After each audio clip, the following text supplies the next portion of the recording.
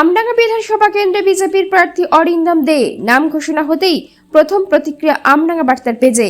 পশ্চিমবঙ্গ বিধানসভায় 242টি আসনের মধ্যে বিজেপির প্রথম দফায় 142টি আসনে প্রার্থী তালিকার নাম ঘোষণা হয়েছে। প্রথম দিনে ঘোষণা হয়েছে আমডাঙ্গা কেন্দ্রের বিজেপি প্রার্থীর নাম। জনসংযোগে নেমে পড়লেন আমডাঙ্গার ভূমিপুত্র বিজেপি প্রার্থী অরিন্দম দে। নাম ঘোষণার প্রথম দিন রাত্রে এই আমডাঙ্গার মরিচা পঞ্চায়েতের রাজবেরিয়া বাজারে আধহাটা দত্তপুকুরে চায়ের দোকানে সাধারণ মানুষের সঙ্গে দেখা, সৌজন্য সাক্ষাৎ, আলাপ আলোচনা সবই করলেন।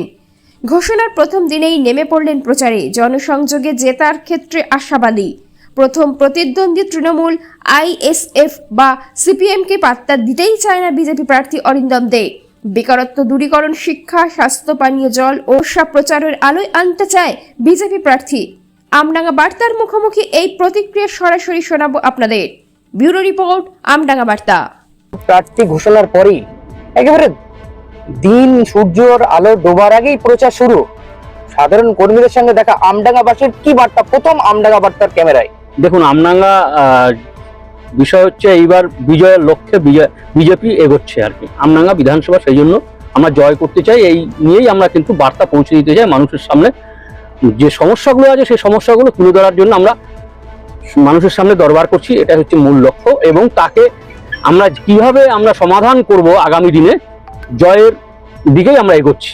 জয়ের ক্ষেত্রে কতটা আশাবাদী? জয়ের ক্ষেত্রে আমরা একদম 100% আশাবাদী এইবার। যদি জয়ের দিকে আশাবাদী হন তাহলে প্রথম প্রতিপক্ষ কে হচ্ছে? আইএসএফ, টিএমসি না অন্যান্য? দেখুন, সেটা হয়তো যে শাসক পক্ষের দল আছে তৃণমূল হয়তো থাকবে আর কি।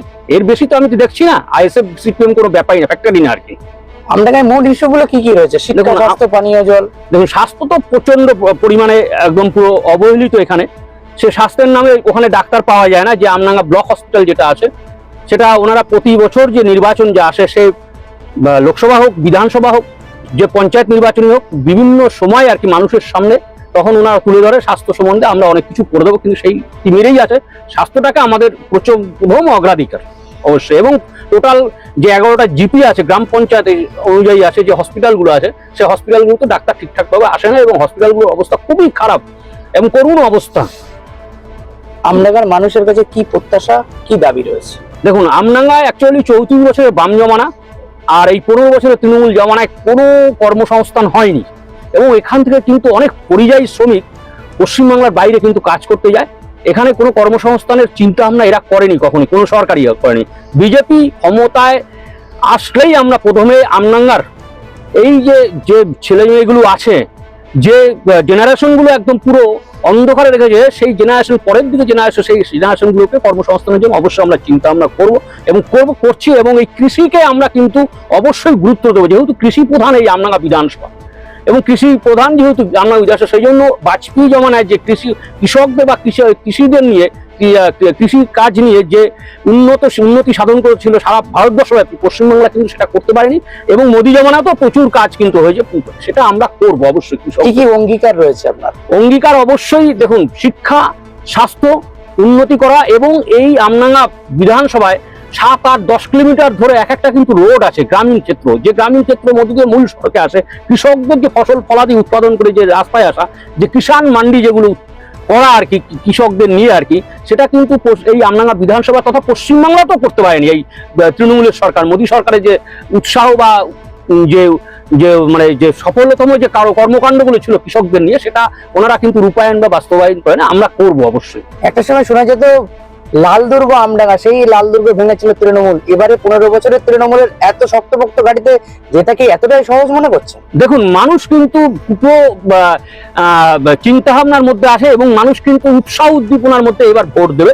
যেহেতু এই তৃণমূল সরকারের পিরিয়ডে আর কি শিক্ষা নিয়ে যেমন দুর্নীতি হয়েছে প্রচুর ব্যাপক পরিমাণে, আমডাঙ্গাও হয়েছে। আমি টুকটাক শুনি বিভিন্ন জায়গায় যে 26,000 যে স্কুল টিচার ছেলে মেয়েগুলো যে চাকরি বাকরি পেয়েছিল, তাদের মধ্যে থেকে অনেকে কিন্তু এখন বাড়িতে বসে রয়েছে, তাদের কিছুই হয়নি আর কি। এটা কিন্তু প্রচন্ড দুর্নীতি ব্যাপক আকারে।